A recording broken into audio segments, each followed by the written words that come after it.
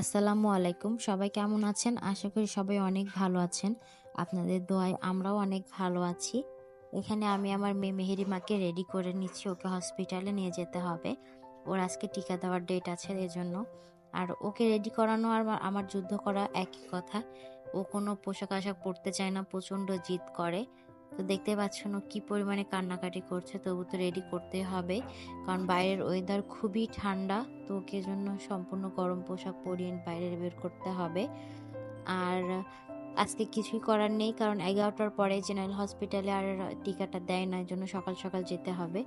এখানে মেহেরিমার নানি মেহেরিমাকে আদর করছে, কারণ ওকে ইঞ্জেকশন দেবে আর ও আজকের দিনটা খুবই কান্নাকাটি করবে এজন্য। আর আমি যাচ্ছি আমার একটা কাজিনের সাথে করে। আমি একা তো বাবুকে নিয়ে যেতে পারবো না এজন্য। আর মেহেরিমা এই যে পুরোপুরি রেডি। এখন ওকে নিয়ে যাচ্ছি আর ও তো মানে একটু একটু করে তাকিয়ে তাকিয়ে দেখছে, মানে বোঝার চেষ্টা করছে বাইরের ওয়েদারটা, বাইরের আলোটাও দেখে ভাবছে যে কোথায় আসলাম। আর আমরা এখানে দাঁড়ায় আছি অটো রিক্সার জন্য। আর এই ওয়েদারে তো অটো রিক্সা কোনো কিছু পাওয়া যাচ্ছে না, তবুও একটা অটো পাওয়া গেল। তো আমরা এই অটো করেই চলে যাচ্ছি। আজকে একদম মানে বাইরে প্রচণ্ড ঠান্ডা, কুয়াশায় আপনারা দেখে বুঝতে পারছেন যে বেলা 10টা 11টা বেজে যাচ্ছে, কোনো রোদ নেই।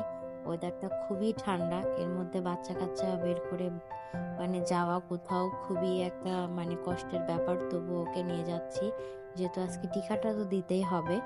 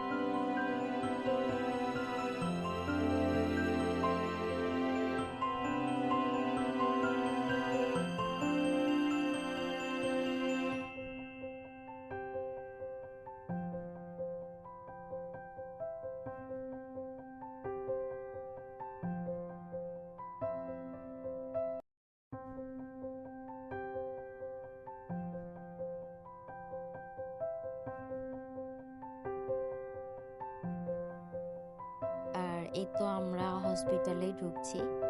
এমার্জেন্সির সামনে আমরা নামবো। আর এই তো হসপিটালের গেট।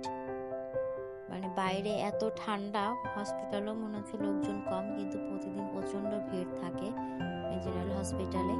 আর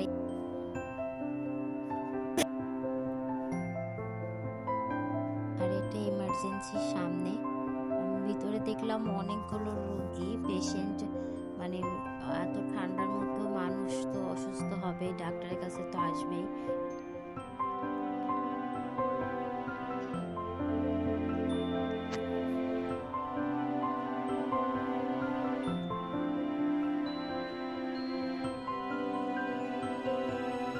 তো আমি চলে আসছি এখানে ইমার্জেন্সির ভেতরে, এই সাইডটাতে টিকাটা দেয়।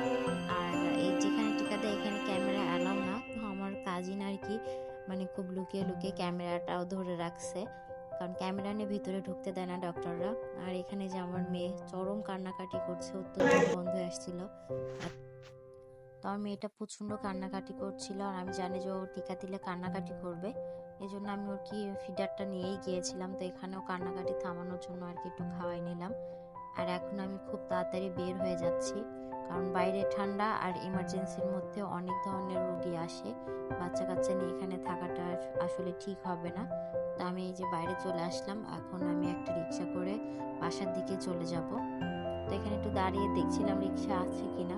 তো আসলে এই ঠান্ডা ওয়েদারের মধ্যে তেমন মনে হচ্ছিল রিক্সা ভ্যান কিছুই তেমন অ্যাভেলেবল নাই। তো আমি একটা রিক্সা পাইলাম, আর এখন এই যে বাসার দিকে চলে যাচ্ছি।